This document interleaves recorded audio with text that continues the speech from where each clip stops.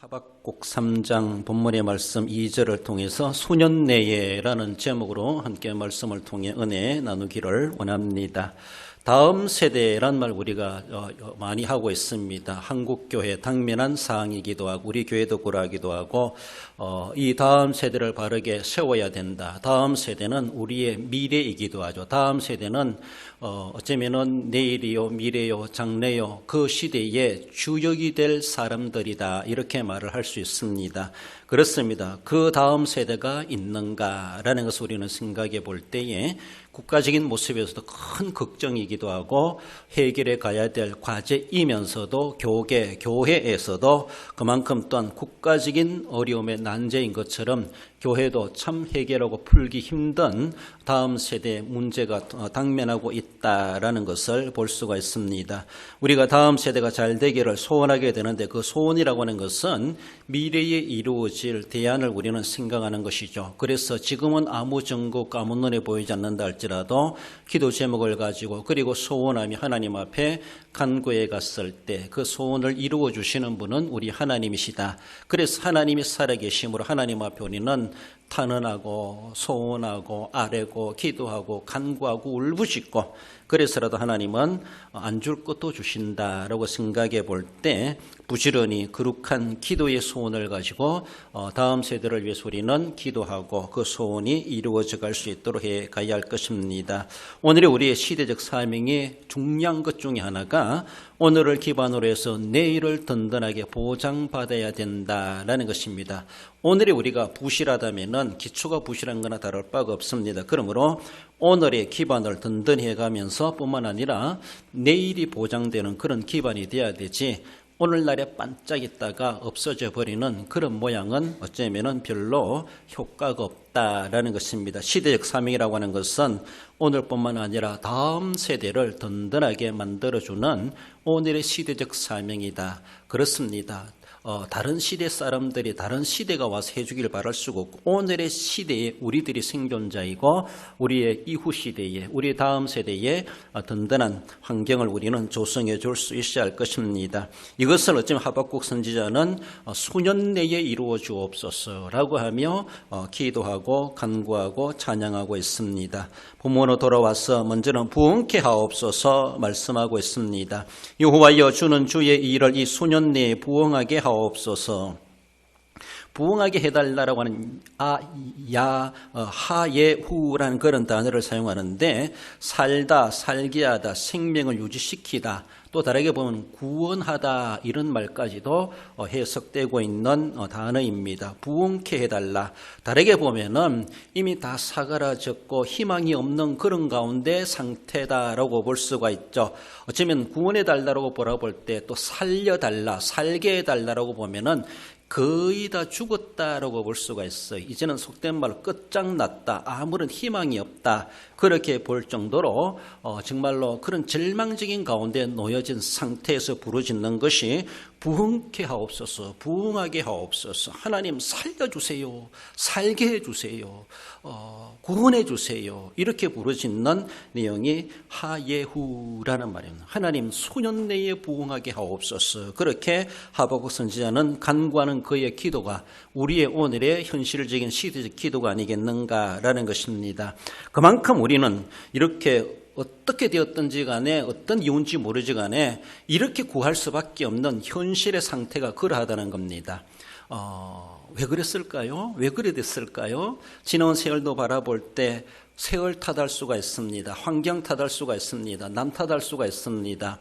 아무튼 현실의 모습은 하나님의 절대적인 도움이 없으면 안 될 만큼 그렇게 절체절명의 위기에 놓여져 있는 거나 다를 바가 없는 그런 상황이죠. 우리 인간들은 하나님의 은혜 없이 하나님의 도움 없이는 살아갈 수가 없습니다. 세상이 우리도 어쩌면은 간사하다 보니까 가난하고 배고플 때는 아이고 하나님을 찾고 하나님의 도우심을 부르짖고 처리하며 금식하며 정말로 밥 먹는 시간보다 밥 안 먹고 금식하는 날들이 더 많은 것처럼 그렇게 하나님 앞에 도우심을 간구하고 하나님 살려주세요, 도와주세요, 구원해 주세요, 그렇게 울부짖었는데 살려놓으니까 배불러 나가지고 이제는 별로 하나님을 필요성을 느끼지 못하는 우리의 간사함들이 앞서는 그런 모습들이 있지 아니한가. 그러다 보니까 또 이제는 또 다시 부흥케 해달라고 하는 것처럼 그런 절박한 상황에 또 당면하게 되었다라는 것입니다.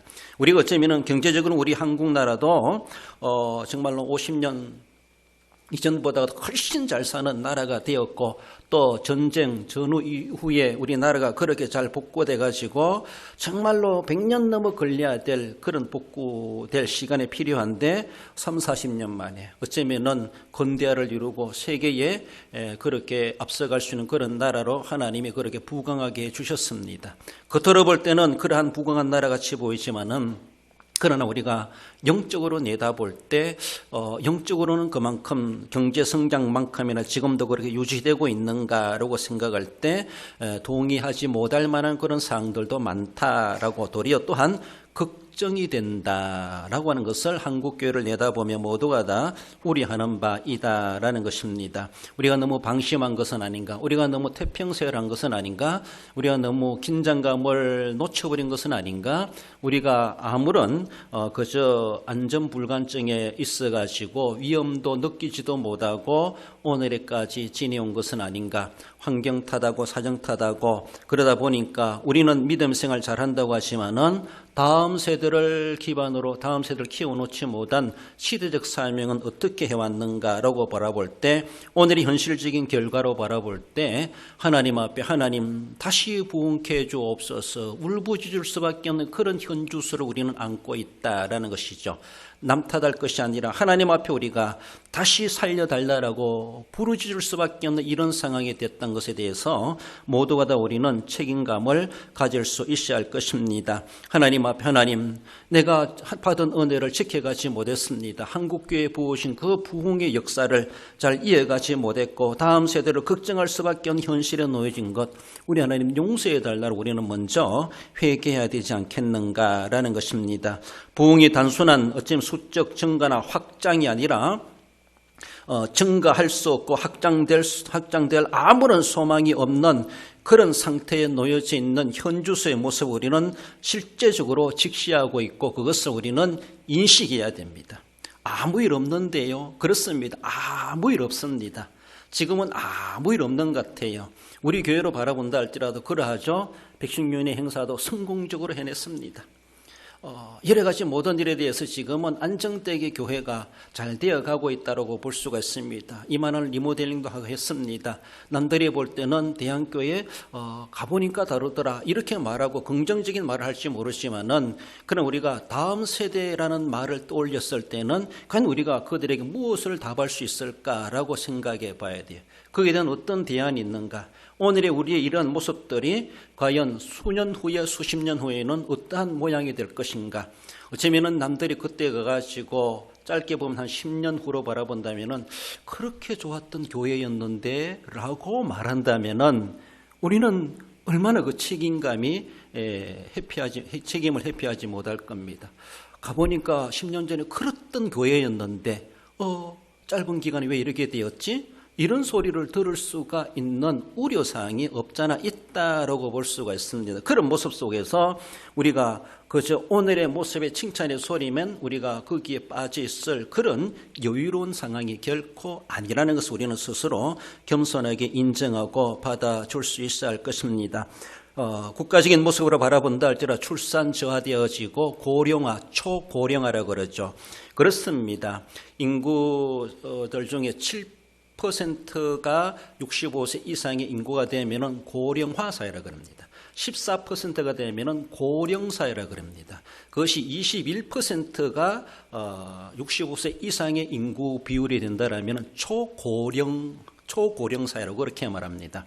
그렇습니다. 우리나라는 지금 어쩌면은 초고령 사회로 이미 접어들었다라고 볼 수가 있고, 지역적으로 볼 때는 우리 지역은 이미 초고령 사회가 아니겠는가 그렇게 할 정도로 생산 인구보다가도 부양받아야 될 인구가 더 많이 분포되어 있는 비효율적으로 그런 가운데 놓여져 있습니다. 우리나라 가임 여성으로서 자녀를 생산할 수 있는 그런 여인이 한 사람이 0.78명을 낳는다 이렇게 말한다 그랬죠. 한 명이 한 명도 낳지 못하는 그런 가운데 있어요. OECD 국가 중에서 그것도 기준의 2분의 1밖에 안 됩니다. 우리나라 출산율이. 그만큼 세계적으로 가장 저조한 출산율을 가지고 있고 일본보다 더 나아가서는 북한보다도 출산율이 떨어진다라고 통계적으로 나오고 있습니다. 이래가지고 우리가 무슨 나라가 발전이 되고 죄송해요, 순수한 한국민들이 줄어들고 있다 이렇게 말하죠. 그러니까 다문화, 나쁜 건 아니라 다문화인들, 더 나아가서는 외국인들이 기화해가지고 우리나라 국적을 취득하며 그래서 어쩌면은 순수한 한국민은 점점 줄어든다. 이렇게 말하고 있는 것을 볼 수가 있죠. 이러나 저는 아무튼 어떤 모습이든지 간에 다문화이든지 간에 한국 국적을 가지고 있는 사람들이 인구가 많다고 하는 것은 적어도 우리나라 영토로 바라볼 때 5천만은 더 유지되는 것이 필요하기도 합니다. 밀집 나라라고 보여지지만 그래도 나라가 지탱해가고 기본적으로 바라볼 때는 그렇게 돼야 되는데 인구만이 아니라 생산력을 가지고 있는 인구가 얼마나 되느냐, 이것이 국가의 미래라는 것이죠. 인구만 5천만 명 된다 이것만이 아니고 5천만 명 중에 어떤 그래프를 그리고 있느냐, 생산력을 가지고 있는 경제활동할 수 있는 인구는 몇 퍼센트가 되느냐, 그리고 10년, 20년 후에 차세대 사람들은 어떻게 성장하고 있는가, 이것이 얼마나 귀중하다는 것이죠. 오늘은 찬란한 한 대한민국 같지만은 10년, 20년, 30년 후에 가면은 동남아 어떤 다른 나라보다 우리는 도리어 추월당할 수 있고 그들이 우리보다 더 선진국이 되어질 수 있는 그런 상황이 벌어지는 것은 시간 문제일 수 있다라는 것이죠. 나라 걱정할 일도 되겠지만 우리가 교교적인 모습에서, 신앙적인 모습에서도, 교회적인 모습에서도 우리 하나님 앞에 하나님 수년 내에 부흥케 하옵소서. 저는 이 수년이란 말이 너무 길다 싶기도 해서 하나님 수일 내에, 수달 내에 이렇게 말해요. 저도 커피를 참 좋아하는데 저는 계속 부정합니다. 커피 먹어서 잠 안 온다. 실제로 커피 먹어서 잠이 잘 안 오는 것 같기도 해요. 그래서 저는 그걸 부정합니다. 그러면서도 저녁 때도 밤에도 커피 먹으려고 하고 주면은 마다하지 않습니다. 잠이 안 들 때가 있어요. 잠이 안 들어요. 잠이 안 와요. 잠이 안 들어요. 그래 일부러 저는 기도합니다. 그때 기도는 제가 뭔가 하면은 하나님 수년 내에 다음 세대를 채워주옵소서. 다음 세대 인적 자원을 하나님이 보내주시옵소서. 저는 잠 안 오면 이 기도밖에 안 해요. 이불 속에 누가 하나님 우리 교회 다음 세대 인적 자원을 허락해 주옵소서. 하나님이여 다음 세대 일꾼을 보내주시옵소서. 수년 내에 제 계산으로 바라보면 5년 내에 돼요. 10년은 너무 길어요. 5년 내에 제가 생각했던 대로 하나님 응답해 주실지 모르지만은 하나님이여 수년 내에 다음 세대를 허락해 주옵소서. 수년 내에 다음 세대 인적 자원을 하나님이여 허락해 주옵소서. 우리가 물적 자원도 필요하지만 인적 자원이 필요합니다. 사람이 있어야 돼요. 헌금 많이 하는 교회다. 중요합니다. 좋습니다. 그러나 사람이 많아야 돼요. 사람이. 일할 수 있는 사람이 많아야 돼요. 인적 자원이라는 것이죠. 물적 자원도 필요하지만 인적 자원이 필요하다. 그것이 어쩌면은 제가 해야 될 오늘의 현실적인 당면한 중요한 기도 제목 중에 하나다. 그래서 잠 안 올 때마다 그 기도합니다. 자면서 그냥 중물죠. 하나님 반복적으로 다른 기도 할 것 없어요. 하나님 다음 세대의 인적 자원을 허락해 주옵소서. 다음 세대 인적 자원을 보내주시옵소서. 다음 세대의 일꾼을 하나님 세워주시옵소서. 수년 내에 보내주시옵소서. 수일 내에 보내주시옵소서. 죄송한데요. 3, 40대를 저는 가르쳐요. 3, 40대를 보내달라고 기도합니다. 3, 40대. 하나님이여 그들이 다음 세대이고 우리가 그들을 세워놓고 가야 되는데 하나님이여 우리 교회로 바라볼 때 3, 40대가 없습니다. 하나님이여 그들이 있어야 됩니다. 그러면서 제 계산대로는 3, 40대를 내다보면서 하나님 그들을 우리의 인원만큼이나 3, 40대로 이 자리를 채워달라고 욕심 많게 기도하고 있습니다. 정말로 우리는 지금 그런 가운데 놓여져 있어요. 구원해 주시옵소서. 살려 주시옵소서. 어떤 상태인데 다 죽어가고 있다는 것이죠. 히브리서 11장 11절에 보면은 믿음으로 사라 자신도 나이가 많아 단산하였으나 잉태할 수 있는 힘을 얻었으니 이는 약속하신 이를 미쁘신 줄 알았습니다. 사라도 여인으로 살아있지만은 사실 여성으로의 기능으로서는 단산되었어요. 죽었다고 볼 수 있어요. 생산력이 죽었, 생산적인 모습에서 볼 때는 죽은 거나 마찬가지입니다. 그렇지 않아요? 단산하였으나 더 이상 생산의 소망이 없다는 겁니다. 여인은 여인이지만은 생산할 수 없는 여인이다. 아무런 소망이 없죠. 그러니까 어쩌면은 그럼에도 불구하고 이런 상태, 단산된 상태가 우리 대한교회 오늘의 현주소가 아니겠는가? 나이 많아 늙은 사라 할머니처럼 그런 고령화된 우리의 모습들, 우리 주일학교가 아니겠는가? 이런 모습에서 우리는 하나님 앞에 부르짖을 수밖에 없죠. 하나님, 사라의 태문을 열어주시고 약속의 아들 이삭을 주셨다면 그것도 하신 하나님이신데, 하나님, 내 태를 열어서 아기 낳게 해달라는 것이 아니라 옆에 애들 보내주기라도 하시는 거 하나님 하실 수 있지 않냐고. 자리 이동하는 건 얼마나 할 수 있지 않습니까? 태문을 열어서도 낳게 해주시는데 안 되면 그렇게 해주시든지, 하나님 우리 집사람 태문을 열어주시고 제2의 이삭을 낳게 해주세요. 기도할 수도 있겠죠. 그런 기도 안 해도 하나님 내 아들만한 그런 교인들 보내주시옵소서. 이건 하나님도 쉽지 않겠는가 싶어요. 사라의 태문도 열어주시고 이삭을 낳게 하시고 그러 말미암아 하늘의 별과 같이 바다의 모래같이 채워주시겠다 말씀하신 우리 하나님 우리가 믿고 있더라면 우리는 그런 기도 할 필요가 있지 않겠는가. 하나님이여, 다음 세대의 인적 자원을 이 자리에 앉혀주시옵소서. 보내주시옵소서. 부흥케 해주시옵소서. 그래서 우리 주일학교를, 우리 교회를 살려주시옵소서. 속히 부흥케 하옵소서. 하예후해 주시옵소서. 이것이 우리가 정말로 감당해내야 될 사명이고, 또 앞장서 있는 교사들이 이 분야에 대해서 늘 기도하며 헌신해야 될 것을 말씀합니다. 나아가서 수년내라고 하는 것은 나타내시옵소서, 수년내에 나타내시옵소서라고 부르짖고 있습니다.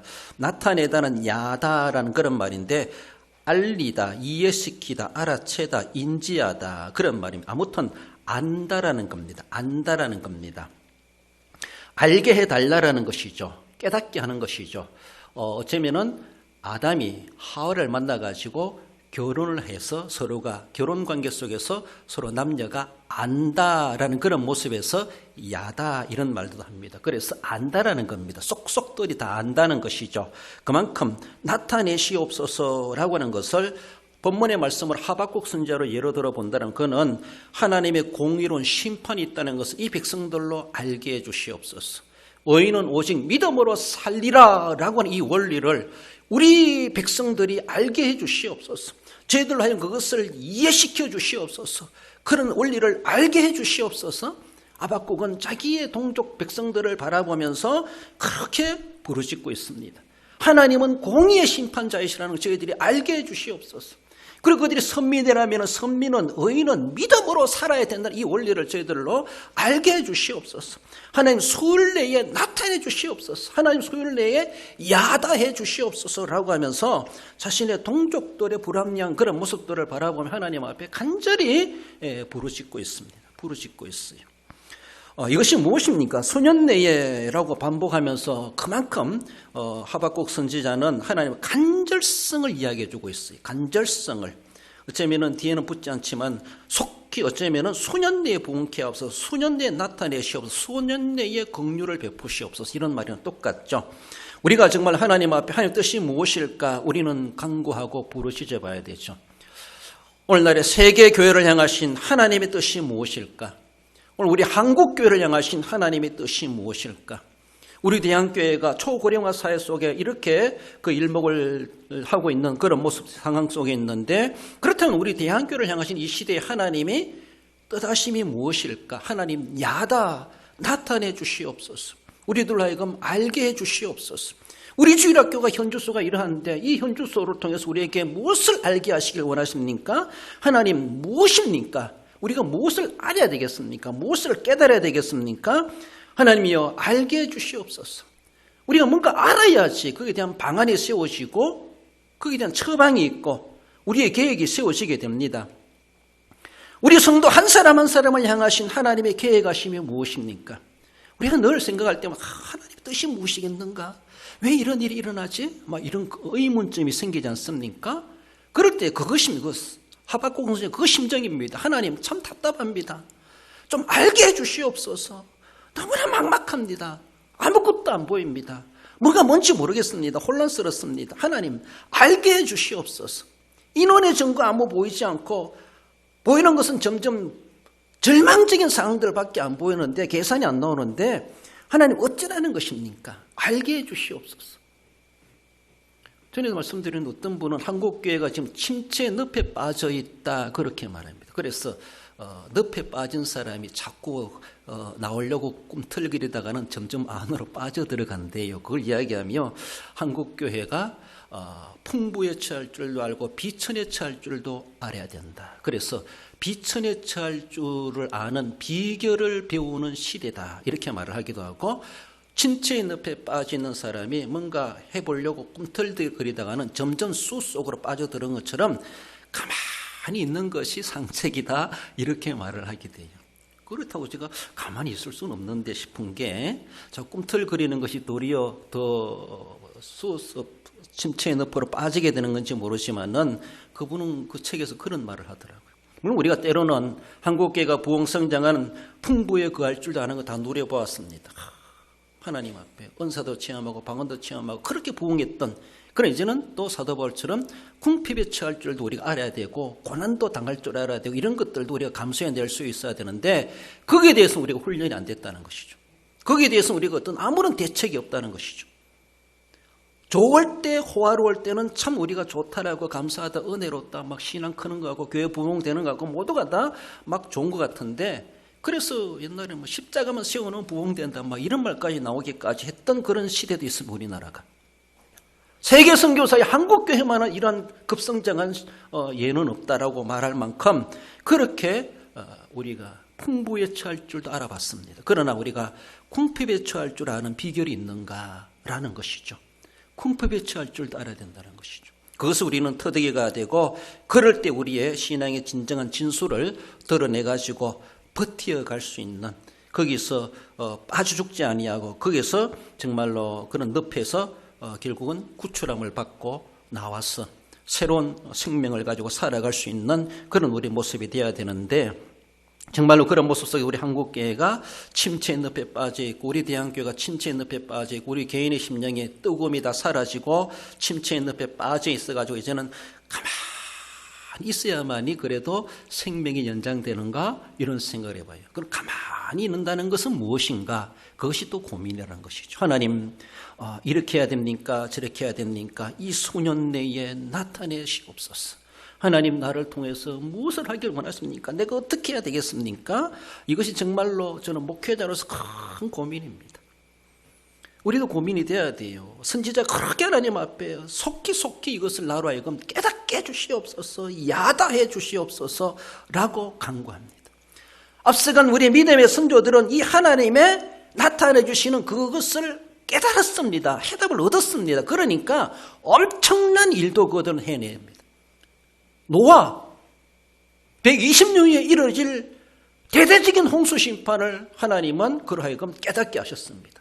믿을 수 없는 상황이에요. 가봐야 하는 것이죠. 함에도 불구하고 노아에게 하나님은 깨달음을 주시고 알게 하셨습니다. 그래서 그는 준비할 수가 있었어요. 엄청난 일이죠. 어느 누구도 안 믿어줍니다. 상황이 안 맞는 거예요. 아브라함 다 버리고 내가 지시할 땅으로 가라. 어떻게 가겠습니까? 쉽지 않은 거예요. 그들은 하나님이 나타내 주시는 것을 확신했기 때문에, 확실한 응답을 받았기 때문에 그렇게 할 수 있었습니다. 모세 80세의 지팡이 하나 들고 하나님의 부름을 받았습니다. 어떻게 하겠습니까? 하나님이 확실하게 야다해 주셨어요. 알게 해 주셨습니다. 뜻을 확신하게 해 주셨습니다. 그러니까 바로 앞에서도 당당하게 죽을 고비를 생각하면서 그 칼을 두려워하지 않고 서지 않습니까? 다윗도 그랬습니다. 이스라엘 민족을 향해 하나님 계속해서 깨우치시고 알게 하시고 매를 대가면서라도 하나님의 뜻이 무엇인가를 알게 하시지 않습니까? 역행할 때는 하나님 앞에 호되게 매를 맞게 됐습니다. 예수님께서도 이 땅에 보내심을 받고 십자가에 달려 죽으셔야 된다는 하나님 아버지의 확실한 뜻을, 하나님의 뜻을 확실하게 깨달았죠. 그렇기 때문에 나의 원대로 되지 마오시고 아버지의 뜻대로 되길 원하나이다. 기꺼이 도살장으로 끌려간 어린 양가도가 참으로 대항하지 아니하고, 왜? 아버지의 뜻을 알았기 때문에, 아버지의 뜻이기 때문에. 감히 상상할 수 없는 일이라 할지라도 알았어요. 응답받았어요. 이것이 힘입니다. 모호한 사람은 못해요. 확신이 있으니까 그렇게 할 수 있습니다. 당당하게 예루살렘으로 들어가셨습니다. 안 됩니다. 안 갑니다. 가면 안 됩니다. 라고 한다 할지라도 골고다로 말없이 십자가를 지고 가시고 우리를 위해서 대속의 제물이 되신 예수님을 생각해 보죠. 사도 바울이나 열두 사도들이 다 그랬습니다. 그렇게 했으니까 그들은 정말로 순교의 제물도 되지 않았나라고 볼 수 있고, 우리 성경상의 교회사에 우리 앞서간 믿음의 선조들은 다 그렇게 하나님 나타내시옵소서라고 간구했을 때 하나님이 나타내 주심으로, 확신해 주심으로 그 뜻에 저희 자신들은 생명을 걸고 인생을 걸었어요. 그래서 하나님은 그들을 소중하게 들어 쓰셨다라는 것이죠.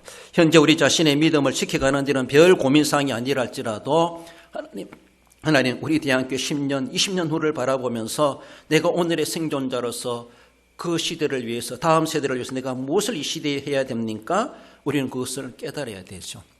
하나님 앞에 우리는 부르짖어야 됩니다. 고민이 돼야 돼요. 간구해 봐야 돼요. 내 스스로 깨달아지기를 바랄 수가 없습니다. 하나님께서 깨우쳐 주시고 알게 하셨을 때 노아를 위시한 모든 믿음의 선조들이 그 엄청난 일을 그렇게 그들은 순종할 수가 있었고 해낼 수가 있었었다. 하나님은 그렇게 써주셨다라는 겁니다. 기도 그리고 깨달음이 있고 의지적 행동이 있습니다. 여러분들 기도하는 자에게 하나님은 깨달음이 응답을 주십니다. 아무런 관심 없고 고민 없는 사람에게 뭐 하나님이 그렇게 응답해 주시고 알게 해 주시겠습니까? 물론 하나님은 그렇게도 하실 수 있겠지만, 그러나 간구하는 자에게 하나님은 찾으시고 기도하게 하시고 그들에게 응답해 주신 깨달음을 주십니다. 알게 하신다는 것이죠. 감동을 주시는 것이죠. 감동 주셨을 때는 하나님의 뜻이로다. 내가 방주를 만들어야지. 내가 본토 친척 아비 집을 떠나야지. 하나님의 저성을 점령하라고 싸우라고 나를 내보내시는구나. 이런 모습이었어. 아버지의 뜻을 제대로 깨달았으면 우리는 행동이 나타나야 되죠. 의지적인 행동으로 깨달음을 증명해내야 되죠. 하나님이 하시는 일이라는 것, 내 일이 아니라 하나님의 일이라는 것에 대해서, 그래서 하나하나가 기도도 사명이고 깨달음도 사명이고 깨달은 대로 행동하는 것도 우리가 다 사명입니다. 기도의 사명을 잘 감당해야 돼요. 하나님이 깨닫게 해주신 것을 감당하는 사명이 있습니다.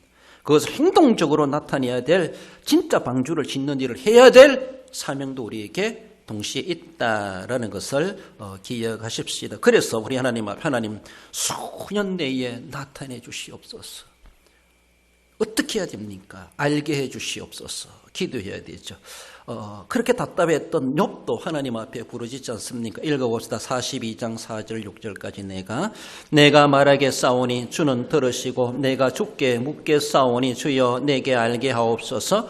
내가 주께 대하여 귀로 듣기만 하였사오나 이제는 눈으로 주를 배움나이다. 그러므로 내가 스스로 거두어 드리고 티끌과 제 가운데서 회개하나이다. 할렐루야. 그렇습니다. 욥이 이제 욥의 고난이 끝나는 그런 무렵에 주시는 말씀인데, 산전수전 다 겪고 난 욥이 이제 내가 말하겠어. 하나님, 아니 궁금한 점이 얼마나 많았겠어요. 욥이 자기가 왜 그런 일을 당해야만 했는지 할 말이 얼마나 많았겠어요. 그렇다고 하나님 앞에 꼬치꼬치 다 물을 수도 없고, 주는 들으시고 내가 주께 묻겠사오니 주여 내게 좀 알게 하옵소서. 좀 도저히 난 이해 못하겠습니다. 왜 그랬습니까? 얼마나 탄식스럽겠어요. 내가 주께 대하여 귀로 듣기만 하였사오니 이제는 눈으로 주를 배웠나이다. 그러면서 더 한 걸음 하나님 앞에 가까이 나아가는 그런 욥의 모습을 보여주고 있죠. 그러면서 하나님을 알아갈수록 깨달아갈수록 더 겸손해지고 제 가운데 내가 회개하나이다 라고 하며 욥도 그렇게 회개할 것이 있었다라고 생각할 때 하나님의 은혜를 깨닫고 나면은 우리는 더욱더 죄인이 될 수밖에 없고 겸손해질 수밖에 없고 하나님의 깨달아 주심에 대해서 얼마나 감동스러운지, 이런 은혜를 우리는 사모해 가고 그렇게 섬겨가야 할 것입니다. 마지막으로 수년 내에 긍휼을 베푸시옵소서라고 말씀합니다. 진노 중이라도 긍휼을 잊지 마옵소서. 이스라엘이 하나님의 진노를 당할 현실 가운데 놓여져 있는 것을 지금 하박국 선지자는 보고 있다라는 것이죠. 저러다가 우리 민족이 하나님 앞에 큰 매를 맞지, 이런 당면한 가운데 있죠.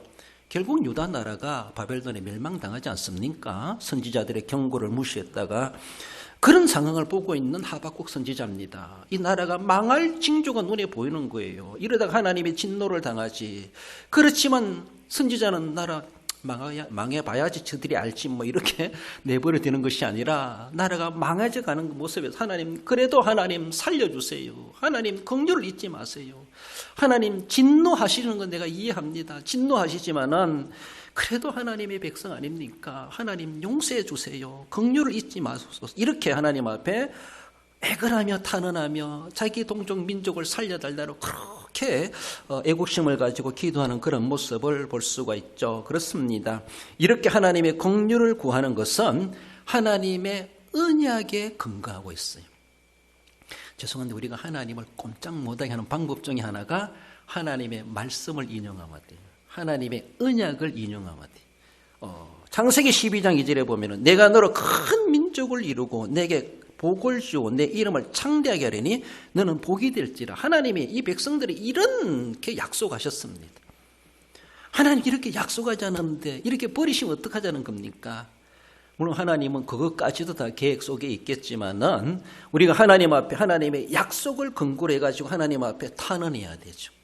하나님이 이전에 우리에게 이렇게 말씀하지 않으셨습니까? 이렇게 약속하지 않으셨습니까? 하나님, 근데 이것이 웬일입니까? 하나님 앞에 따지는 것이 아니라, 하나님이 잊어버린 것이 아니라, 하나님 앞에 우리는 깨달음을 받고 하나님의 긍휼을 받아내기 위해서 하나님 말씀, 이 말씀, 저 말씀 다 끄집어 와가지고 하나님 이렇게 말씀하지 않았습니까? 저렇게 말씀하지 않았습니까? 하나님 그렇게 말씀하신 것이라도 생각해서라도 우리 모습이 하나님 진노받아갈 수밖에 없는 상황에 놓였지만 하나님 용서해 주세요. 긍휼을 베풀어 주세요.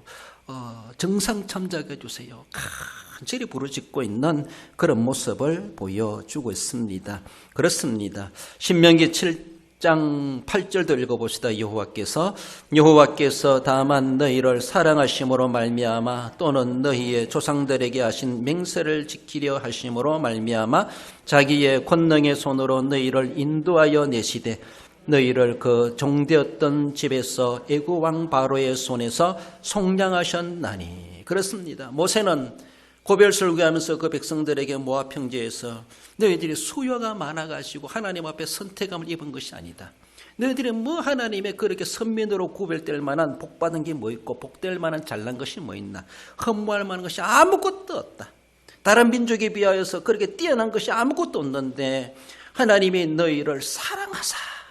이유가 있다라면 하나님이 너희들을 일방적으로 사랑해 줬다. 아무 조건 없이. 하나님의 사랑하신 결과로 우리가 그런 은혜를 받았을 뿐이다라는 것이죠. 그래서 속량함을 받았다. 애굽 땅에서 속량함을 받았다. 이것을 어느 시대든 잊지 말아라.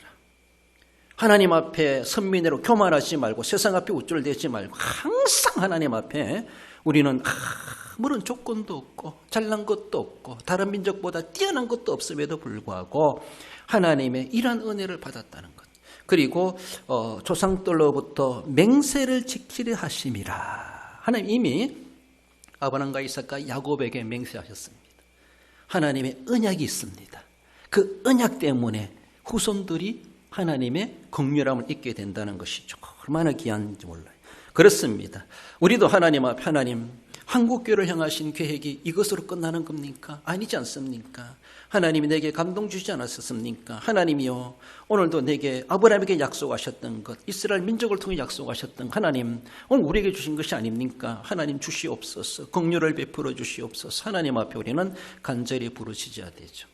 시작해 하신 분도 하나님이시요 종료되게 하신 분도 하나님이시겠지만은 우리의 욕심은 주님 오시는 그날까지 열려있는 주일학교로서 활동하는 교회로서 폐교되는 학교가 아니라 계속해서 신입생들이 들어오고 졸업생들이 있고 계속해서 순환되어지고 운영되는 학교 되는 것처럼 그런 주일학교, 그런 교회 하나님이요 적어도 주님 오시는 그날까지 개교되는 그런 교회가 되지 않겠습니까? 우리 욕심일지 모르지만 하나님 앞에 우리는 부르짖고 하나님, 우리가 하나님 앞에 진노받을 만한 그런 문제가 있다 할지라도 하나님 긍휼을 베풀어 주옵소서. 하나님의 속히 진노를 베푸는 것이 아니라 긍휼을 베풀어 달라라고 수년 내에 이루어 주시고 이르는 간구할 수 있어야 될 것인데, 늘 하나님 앞에 겸손한 자세로 주님 앞에 나아가시고 하나님의 징계받아 마땅한 우리의 모습이지만은 하나님 용서해 주시고 다시 회복시켜 주옵소서라고 하며 주님이 더 큰 일을 행하실 것을 기대하면서 주님 앞에 우리는 헌신을 결단하고 하나님, 우리가 헌신하겠습니다. 정말로 헌신자를 봐서라도 하나님 긍휼을 베풀어 주시옵소서. 수년 내에, 수일 내에 이루어 주시옵소서. 우리는 간구해야 할 것입니다. 마지막으로 읽어봅시다. 예레미야 애가 5장 21절. 여호와여 우리를 주께로 돌이키소서. 그리하시면 우리가 주께로 돌아가겠사오니 우리의 날들을 다시 새롭게 하사 옛적 같게 하옵소서. 할렐루야. 물론 이 본문의 애가서는 예레미야가 어쩌면은 나라가 망하고 나서 다시 그 나라가 회복되기를 사모하며 부르짖는 애가다라고 볼 수가 있는데, 망하기 전이라도 망하고 나서라도 하나님 앞에 부르짖자들 우리의 하나님의 은혜를 구할 것은 다시 새롭게 주시옵소서. 다시 회복시켜 주시옵소서. 옛적 같게 하옵소서. 하나님 앞에 늘 그런 자세를 가지고 하나님의 긍휼하심을 받아야 될 것이고, 받아내고 하나님의 긍휼을 베푸시기 합당한 이들로서 주님 앞에 서야 될 것이고, 그래서라도 주님의 긍휼하심을 잊고 교회를 살려내고 다음 세대를 더욱더 부흥시켜가고 오늘의 기반으로 해서 내일을 든든하게 세워가는 우리의 주일학교, 우리 교회가 되도록 해가야 할 것입니다. 결론적으로 읽어봅시다. 하나님의 공의 앞에 심판받아 마땅하지만 언약을 근거로 하여 수년 내에 부흥케 하시고 나타내시고 긍휼 베푸시기를 간구한 선지자의 심정으로 구하며 시대적 사명을 감당하는 성도가 됩니다. 그래서 오늘 이 시대 우리가 해야 될 정말로 책임과 사명이 무엇인가, 어디에 우리가 마음을 쏟고 헌신해야 될 것인가를 고민해보며 주님 앞에 기꺼이 늘 영적 긴장감을 놓지 않고 기도의 줄을 끊이지 않고 수년 내에 속히 이렇게 이루어 주시기를 간절히 사모하고 하나님이 깨우쳐 주시는 대로 행함으로 그 사명을 감당해 가고 헌신해 가시는 우리 주일학교 교사 여러분들, 우리 모든 성도 여러분들 되시기를 주님의 이름으로 축원드립니다.